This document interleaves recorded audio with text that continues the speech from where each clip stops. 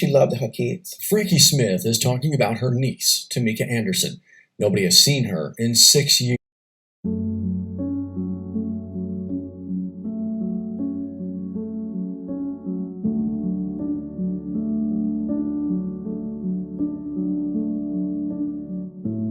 What's good, guys? Welcome back to the Milk Carton series. I'm your host, Stephanie, if you are new. And as always, guys, we thank you for tuning in for another episode. Now, today's story is another missing persons case. But what's so freaky about this story is I selected this case off of the Charlie Project just at random because you guys know I'm trying to get back on track and I don't have new cases written down. So right now it's just kind of like the build-up, okay? And ironically, as I begin to read about 25-year-old Tameka Anderson, I see in the description that she has a tattoo of the name Malik. And you guys know my son's name is Malik. And that just gave me chills because of the signs of like I was supposed to find this article and present it on the Milk Carton series. I just thought that was so freaky. And some people may be like, huh? Like what? But that was just so freaky. So let's get into today's missing persons case. Now, Tameka Anderson went missing on February 23rd of 2010. She went missing from Baton Rouge, Louisiana, and that was the last time anyone has ever seen her. Now, the strange thing about Tameka's story is her family, which was reported on the Vivid Faces of the Vanished, stated that they believed Tameka was set up. I believe that it was a setup. They knew she had gotten her income tax that Friday or Thursday before, and she told them how much amount of money she had. Someone saw something.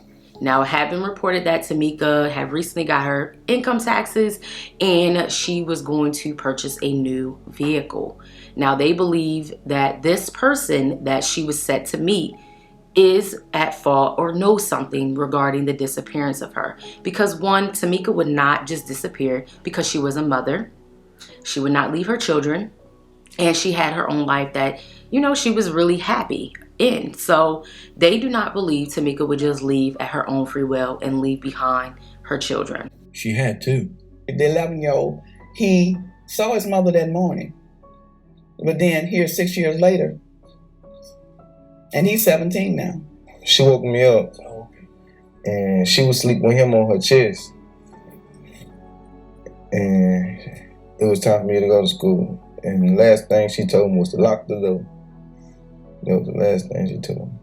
Now, at her disappearance, she was around 5 feet 1 inch, weighing around 150 to 160 pounds. Has black hair, hazel eyes, and she goes by the nickname of Keisha. She has the following tattoos. So the first set of tattoos are all on her right upper arm. Now, she has a flower. She has the name Malik, and she also has a portrait of her mother on her right upper arm. And she has 5 stars on the right side of her neck. On February 23rd of 2010, Tameka was last seen at the Telco Federal Credit Union at the ATM taking out $1,000 in which she was going to take and purchase this new vehicle. Now, she was supposed to meet a man in Galvez, Louisiana, and en route to getting this vehicle, she had been on the phone with a couple people. But sadly, Tameka never returned home with this vehicle, and that was the last time anyone has ever seen her in sight. That morning, someone saw Tameka get in a car, left her house that morning, but nobody's talking. This is where she used to live. It's boarded up now, abandoned. What isn't abandoned? A family's hope. But things need to change. As of now, Tameka is still missing, and there hasn't been any new information to turn up regarding her disappearance. And that's the sad thing, because why would you do that to a woman? Take her money, probably, and you probably did something to this woman. Like, why? That is all the information listed about the disappearance of 25-year-old Tameka Anderson. Like I said previously, her family stated she was a devoted mother and she would not leave her children behind. And when she disappeared, she barely took any of her belongings as is.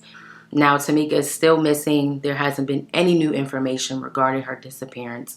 And it's truly sad and baffling because in my mind, as I'm thinking of the facts, it's like, Like, did you really take $1,000 from a woman who needed a new vehicle for her family, and you probably did something to her? You know, and it's sad to think that, but the world that we live in, people are just not kind, like not kind at all.